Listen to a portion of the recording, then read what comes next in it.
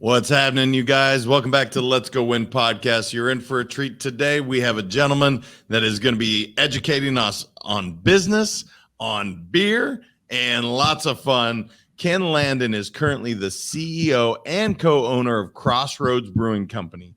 In 2009, his passion for the beer industry took over, completely pivoting and changing the course of his life. Ken sold his house and liquidated everything he had to open the first location. They now distribute their beer throughout New York State as well as Pennsylvania. Ken, what's up, my brother? How you doing? Oh, Jim, what's happening, man? This is an honor. I'm grateful. I'm a big fan. Continue doing what you're doing. And I love what you do. So this is kind of like humbling for me to be here with you, man. So it's really cool. Thank you. That's kind. But I got to tell you, man, I love the brief introduction, but the fact that you liquidated everything and said, this is what I'm going to do. That takes some serious stones, man, along with maybe some planning. I'm not sure, but talk to me about that, brother. That's quite the leap of faith. Yeah, it was. It was definitely, actually, when you were reading the intro, I started sobbing a little bit. I was like, oh my God, did I really do that? No, but yeah, at the age of 45, I sold everything. I was in the dry oil industry before that for about 25, 27 years. And just got to a point in that industry where I was like, there's got to be more for me. My body's taking a beating. I wanted to get out of the Queens, Long Island area. Move upstate and get into something where I had a passion. And this is back in 2000. I had started having a dream for this about 2004, 2005, when it was like a rarity. Now there's a brewery on every corner, but as things be it, you do some research and you learn, and a lot of failures. I had a lot of deals go south. 2008, as everybody knows, that was a big financial downfall there, and I lost a shit ton of money. But with that, I also learned a lot about the industry. I should probably go back just a little bit before and just say, while I was running my drywall company, I had such a passion for the industry that I worked for another brewery. And I just did it because, number one, I loved it. Number two, I knew that I had to learn. I didn't get paid, but I did eventually get paid because I gained the knowledge, right? And I became a brewery rep, and then I was a sales rep and then a brewery rep for another brewery. And I learned the industry for about 5 years. And I did that while I was running my drywall company, and then got the bug to open my own place. And, I looked at, people, I always try to tell people is like they see the duck on top of the water, and they don't see the feet underneath what the work is being done, Oh, you just open up a brewery. No, man, I looked at probably 100 to 150 properties. I had probably a dozen deals fall through. I had every single bank, financing institution that you could possibly think of tell me, no, you're out of your mind. What are you trying to do? This will never work. Not only never work, it'll never work in the little village of Athens in upstate New York, where nobody even had a clue what a brew pub was. And I just really followed my passion. And what I said earlier, it's like, was I that smart or was I that stupid? I don't know, but here we are 13 years later, and the restaurant brew pub is still functioning, and we made it through some tough times, the pandemic, and we were able to open up a second location in 2017, which is the production facility in Catskill. So as far as those types of things, sure, I made some good decisions, but the bad decisions were there too, and the only thing I could do was learn from those. But yeah, it's been an interesting ride for sure.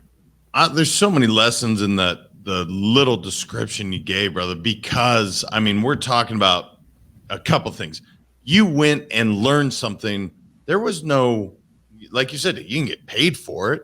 This was something you chose to do. That's number one. And not many people want to hear that shit, but right. That's necessary so often. Then the perseverance, the grit, determination.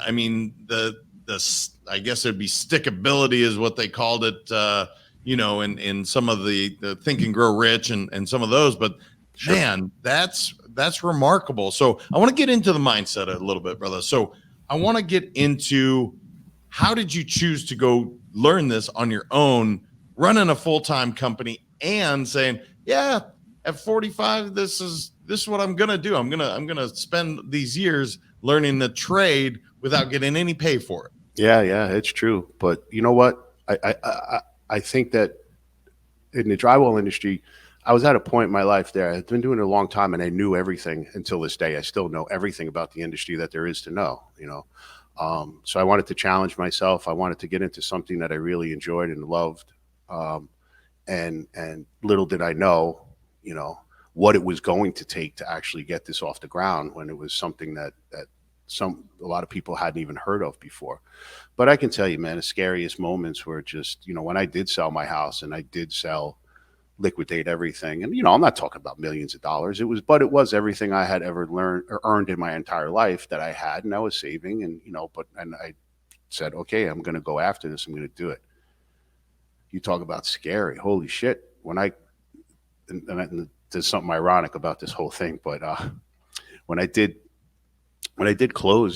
purchase the building, okay, I literally had like $1 in my bank account. Like everything was in. Like I had to, I had working capital and living capital built into this loan to help me survive for the next year, because I knew I wasn't going to be it's going to take me that long to get the business up and running. I was going to phase out of the drywall industry. So it was a lot of strategic things that I had to think of to go after this dream that I had. And what people don't realize, and especially even nowadays, you walk in, you see the restaurant full, you see the brewery full, automatically they want to count your money and just be like, yeah, well, this didn't happen overnight, man. This is, I'm in the industry almost 20 years of just losing and maybe making a couple of right decisions, but what I did learn in the course of time is like consistency. I always talk about this: consistency, communication, and accountability. The 3 key things for me. You cannot have any one of those without the other. I don't care if you're making a pot of soup, if you're building a house, whatever it is, if you're not consistent and you don't show up consistently, it's done, And then you bring it into communication. If you don't communicate consistently, it's over. And then if you do happen to, screw up or fail, and you don't take accountability for that, you're barking up driving down the wrong road, if I should say. But ironically, why I said that earlier was, so in 2008 we purchased an 1893 opera house in the village of Athens. Okay. Actually, Tuesday at 3:00, I'm actually sold the real estate. So I'm selling the building today at 3:00, but we are keeping the restaurant. So we're actually selling it to a landlord, and we're going to lease the property back from the landlord today. That's how weird this is. Shit. Sometimes you can't make this up. And I'm happy with the decision, because it was something. I'm getting older, and you need to figure these things out. And I think it's the right move for Crossroads, to move forward and be successful in the production aspect of the business, So. Well, and I want to dive into, one of the things you said is, if I only knew how much it was going to take. Maybe naivety is bliss, because if you knew everything it had to take to do it, maybe you're still doing drywall. Maybe, I don't know. But so often, you want to know all these plans and logistics, and you want to be but the truth is, you needed just the desire, the will to do it. And yeah, there's some tough things that are going to come along, and it's going to be way harder than you probably expected. But isn't that the goods, Ken? Isn't that the goods in being an entrepreneur and pursuing those dreams? Is that stuff, all that extra crap that it sucks in the moment, but man, the stories you have now that you can reflect on, the amount of people you can help, like you're doing today, saying follow that dream. Talk to me about that, brother, because I don't want to discount the pain points. I think they're really important. They really are important. And obviously you learn from failure, right? That's how you learn. If you're not failing, you're not learning.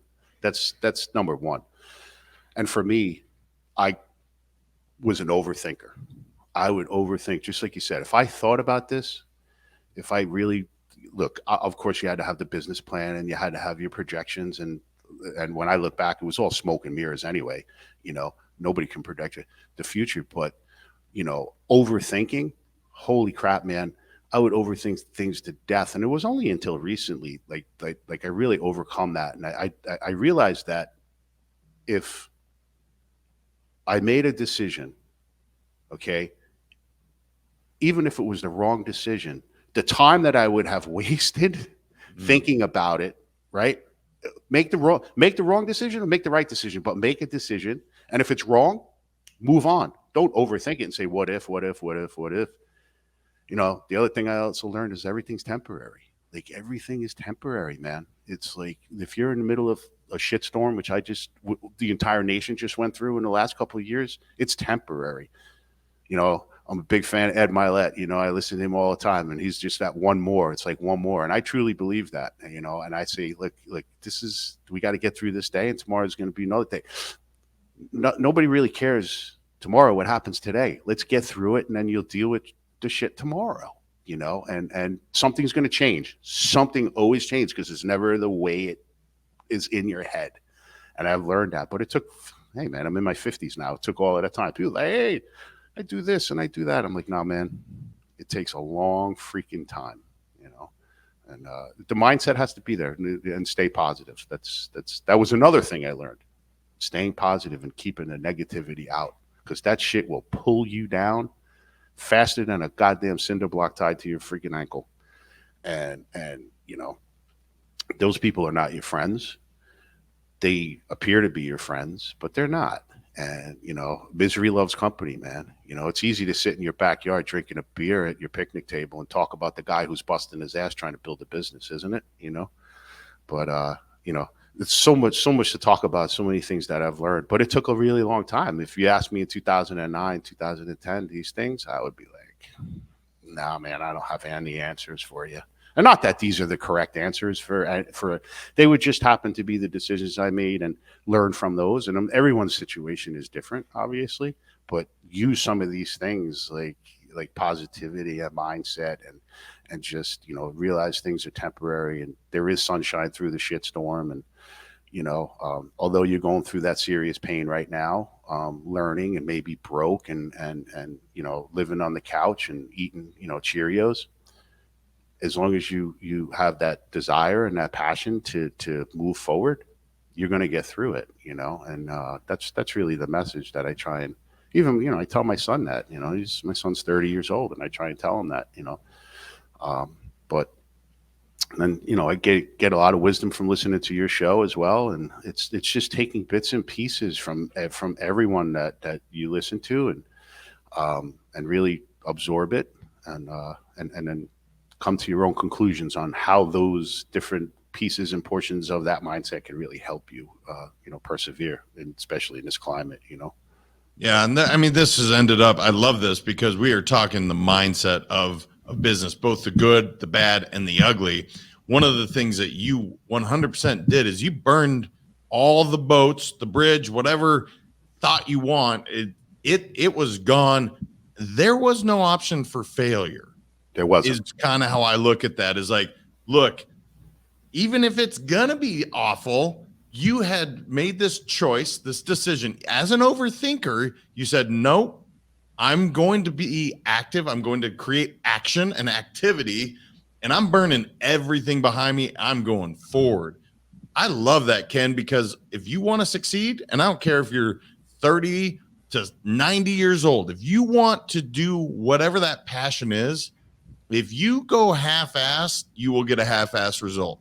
Listen to what Ken's saying. He went all in, guys, liquidated everything and said, this is my dream. I don't care what my neighbor, best friend, parent, whoever, I can see it. I got a vision and I'm going to do it. I don't think enough people hear this because this is real, man. This is like you sold everything and there was no option for failure. I'm sure there were failures along the way, but like you said, you learned and you kept going.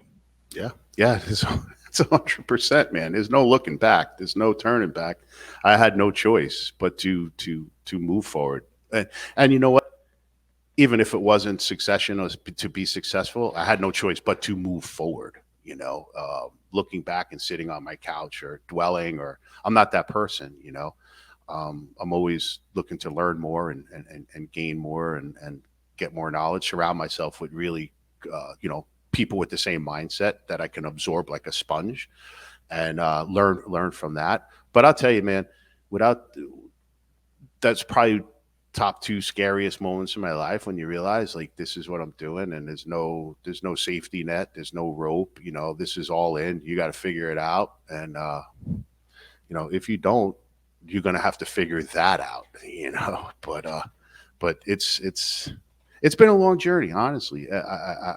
We could talk for hours just like everybody else's journeys, but the tip of the iceberg is the hard work, which no one ever sees. They never ever see it. They never see the 1,000 hours of podcast hours that you put in, or the 80 to 90 hour work weeks for 5 years that I put in, and everybody else that's really has a passion and does those things. They only see the results, and they think that with a snap of their finger that they can get there overnight. And it's just not that way. And anybody who's telling you that for these get rich quick, that's just it.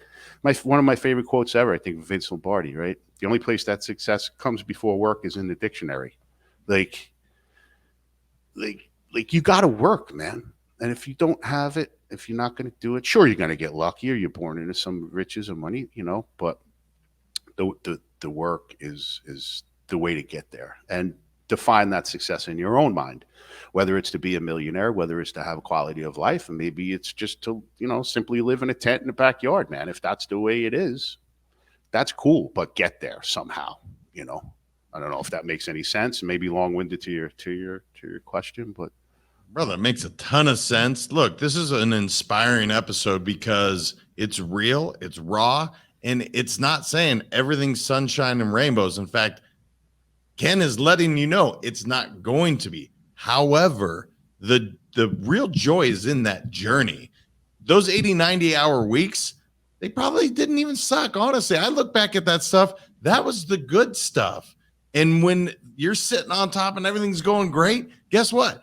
You almost find a way to get back into grind mode, because we like to be challenged as human beings. Ken, I want to give you just an opportunity you mentioned consistency, communication, accountability as core pillars for you. I don't know if you want to expand on that, or just something I didn't know enough to ask you that you're like, man, I just wish everybody knew this in business. This has been something that's been successful for me. Anything you want to share as we kind of wrap up? I mean, I'm just thinking, Jim, really, the consistency aspect for me is a big deal. If I can get someone to show up, I can teach them, right? I taught many people in the drywall industry. I taught people, coming into the restaurant industry, as I learned myself. But if I can't get you to show up and be consistent on specific things, we already lost, another mindset thing is like, people can do it faster, people can do it cheaper, but you have to do it better. And to do it, if you consistently do it better, you give yourself a better opportunity to succeed, so that's a big thing with me. Consistency, stay. And even as I got older, look, I didn't notice when I was younger, but I have a routine in the morning that I do every morning. It's boring as all hell, but it's consistent and it makes me feel good. And I do the same things. And consistency, if you're going to do one and done, it's like, I'm trying to lose 50 pounds, you're not doing that overnight, man. You have to be consistent at the hard work to get that done. And people don't want to hear that. And it's frustrating to me sometimes, because I see them walking around and like, did you do this? Did you do this? No. Yeah. Oh, I tried it once, or I did this once. No, that's every day. And you may not see results from this in a year. You have to be willing to put in hard, consistent work. And that's with all of it, right? Consistent food, consistent results is the thing. I try to preach with my staff. Communication is huge. I'm not a mind reader. I try and have empathy for my staff and ask them how they are. How's your family? How you doing? But if there's something internally that I don't know about, I can't fix it. I just can't. If I know about it, we can attempt to fix it. Do we always fix it? No, I'm not saying we're perfect, but at least we understand what's going on. And then for me, the last thing is the accountability. I'm the first person to tell you, man, if I fuck up, it's me. It's on me. It's on me. I made a mistake. Sorry, move on. I'm not the one that's going to sugarcoat it. I'm not the one. I admit it, and live with it and move on. Goes along with the overthinking, right? Like, oh, I made a mistake. Sure, you're going to make a mistake, but I can tell you how many times I've owned up to that with my vendors or customers that I'm dealing with, because I sell every single day. Hey, listen, I made a mistake. It's on me. People respect that when you take accountability for your actions. So That's well put, man. It's again, probably the driving force for me is do what you say you're going to do. And to your point, you made a mistake. That's human. Just own that. I love that. Own it. And Ken, I just want people to be able to go find what you're doing. Where's the best place for them to connect with you online or come find you, I guess, whether they're in New York or Pennsylvania? Where's the best place to connect with Crossroads and you? Crossroads, the website's www.crossroadsbrewingco.com. That's where you can find the website. I'm not a big social media guy, but I am very active on LinkedIn. So if anybody's inclined and they want to reach out, you can just type my name in and I'll come up on LinkedIn. And we're located in the Hudson Valley. You can ask we're distributed throughout New York State if you're in the area, Pennsylvania. So if you just go into your local store and you ask for Crossroads, that's always a big help that, for us to at least to get the name out there. And even if they don't have it in that particular, store or whatever, ask for it and they can get it in, but it's pretty simple. And I'm not out there. Like, I don't do Instagram. I don't do TikToks. I don't do any of those things. And LinkedIn is perfect for me. I really enjoy it. I connect with a lot of good people on there, and that's where people connect with me. So feel free, if anybody has a quick question or they want to talk beer, I'm always open to that. Yeah, that's what's interesting. We didn't even talk beer, which is fascinating because your mindset, brother, I'm telling you, you helped a lot of people that are sitting there. Maybe they're not acting. Maybe they're sitting there doing something they really don't want to be doing anymore. Brother, I think you helped a lot of people say, go for it. Just know that you're going to pursue that passion, and there's going to be some good, there's going to be some bad, and everything in between, but it's worth it. Brother, I appreciate you being here and sharing your story. It's truly inspiring. I appreciate that for the kind words, Jam. And like I said earlier, I'm a big fan. You're changing lives every day, man. I mean, I listen to you. I got a 40-minute commute back and forth to work. I listen to you in the morning. I listen to Eric on the way back. And you guys, just the shit that you guys are doing and who you're talking to, creating value. It's inspiring to me to listen to you guys, how you do it consistently. And you show up every Tuesday, man. I look forward to this. And, it's just a great thing, man. So don't ever stop doing what you're doing. Well, if you do, at least give me a heads up so I can find somebody else to listen to. Well, I appreciate that, brother. He's talking about Eric Cabral, On Air Brands, great guy. And brother, I'm so glad we connected. Thank you for the time. Thank you for sharing your wisdom and your story. It truly is impactful, and I appreciate the kind words as well. Thank you. Thank you. Guys, go share this. I mean, look, if you can't get behind somebody liquidating everything, putting everything they have into a business and just persevering, making sure his dream came true, I don't know what else you can get behind. That is a beautiful message. I'm so happy we got Ken on today and we got to share that story. Until next time, remember to show up as you, just like Ken did, and we will talk to you soon. Thank you so much for listening. If this content is delivering value to you, please make sure to subscribe, rate, and review us. That helps us build this community, and that is what we are all about. Building this community as big as we can, helping as many people as we can, and deliver as much value as possible. Be sure to head over to letsgowinpodcast.com for information on my coaching courses, and make sure to follow us on Facebook, Instagram, and LinkedIn at Let's Go Win 365. Let's go win and transcend in life. This is the Let's Go Win podcast with your host, J.M. Ryerson.